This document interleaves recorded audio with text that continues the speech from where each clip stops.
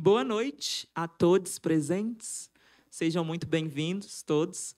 Queria dar umas boas-vindas, em especial, aos estudantes de História que estão nos assistindo em casa e os que estão aqui presentes também, ou aqueles que já se formaram ou são da área de historiografia. É muito importante e um prazer estar aqui partilhando desse espaço com vocês. Hoje a gente vai ter uma conversa bem descontraída, eu acho, né? Assim, uma tentativa de, em meio a tempos de incertezas, a gente tentar refletir de uma forma mais leve, mas também consciente e crítica. Bom, eu não me apresentei, meu nome é Giovana Eleodoro, sou historiadora e comunicadora por formação. Sou conhecida nas redes sociais aí como Transpreta, sou colunista do BuzzFeed também e uma speaker do TEDx. E está sendo um prazer imenso estar dividindo esse espaço com dois grandes ícones aqui. Eu queria apresentar o Paulo César Gomes, antes de mais nada, que é doutor em História Social, editor-chefe do site História da Ditadura. Boa noite.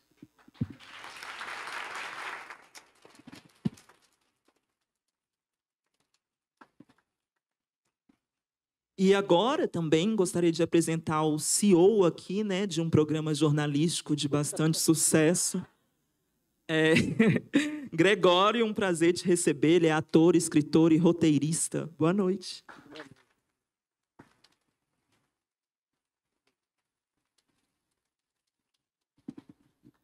Então, nessa sexta edição do FIST, é muito importante a gente estar aqui, criando esse espaço de diálogo, né, em tempos de incerteza, que talvez seja o eixo temático do que a gente está construindo aqui.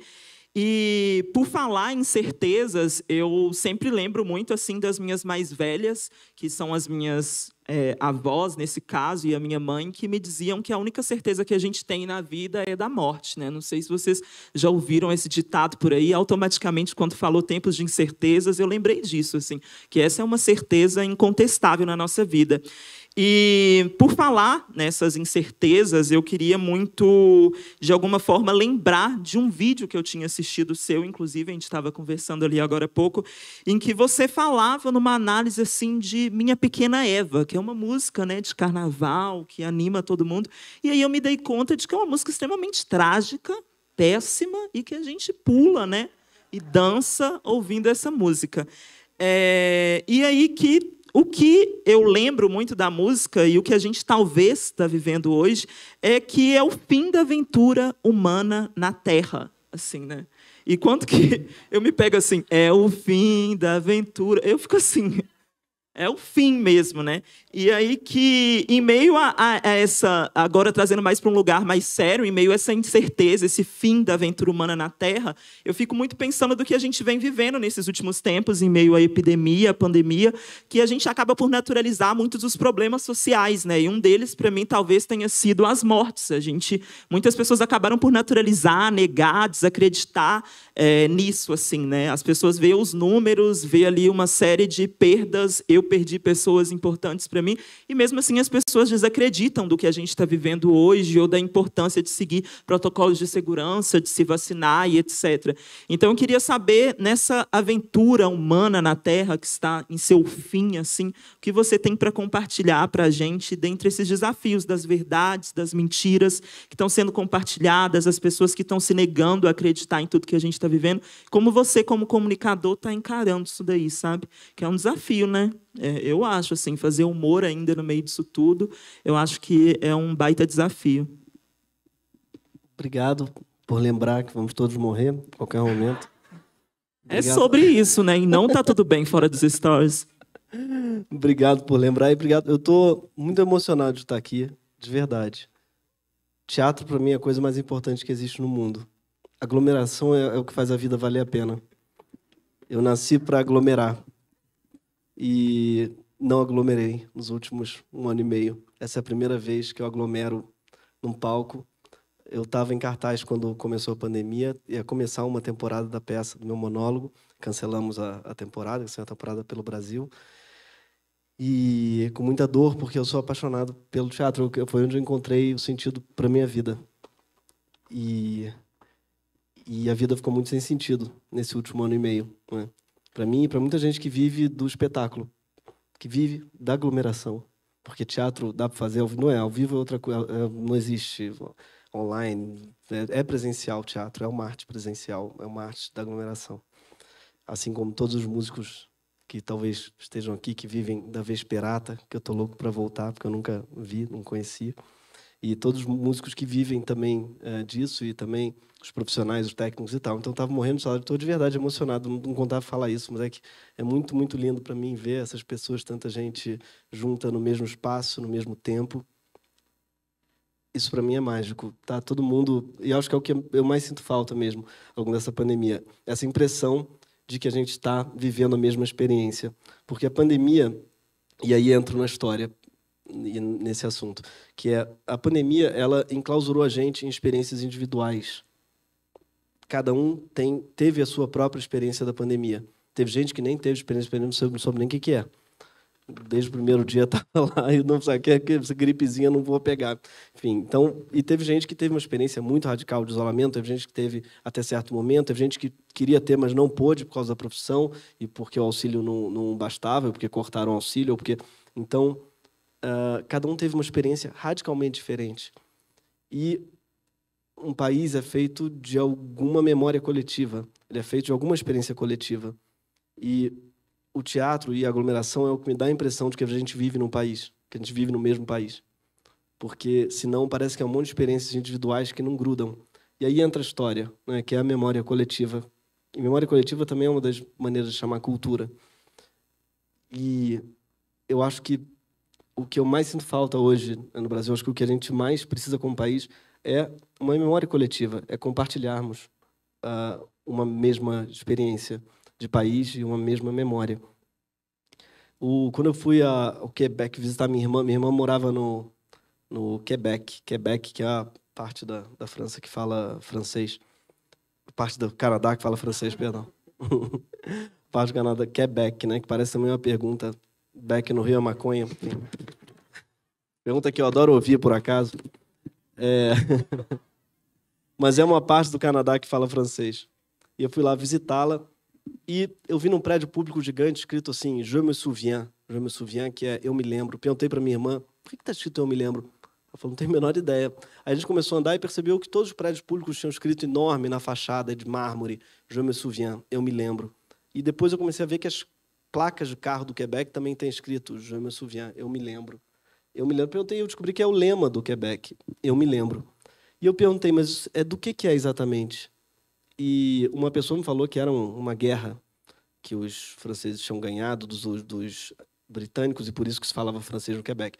Eles se lembram disso. Só que o outro falou, não é nada disso, é um genocídio que teve dos indígenas e tal. E um terceiro falou, não é nenhuma coisa nem outra. É uma terceira que aí eu já não lembro. E aí eu fui à famigerada internet. E na famigerada internet eu descobri que fizeram uma pesquisa no Quebec e ninguém lembra do que eles têm que lembrar. E a verdade, vocês sabem qual é do que eles têm que lembrar? Alguém sabe? Nada. Pelo seguinte, quem botou essa frase na porta de um prédio público foi um arquiteto, 1800 e pouco, do Quebec, que foi a fazer um grande prédio importantíssimo e botou lá, eu me lembro, ninguém sabe por quê. Ninguém sabe do que é que ele queria lembrar. Talvez ele quisesse lembrar da lista de compra ou queria dar uma indireta. Às vezes era uma indireta para um amigo que estava devendo dinheiro para ele. Às vezes para a esposa que traiu ele. Falava assim, eu me lembro. Alguma coisa ele queria lembrar, não botou o quê.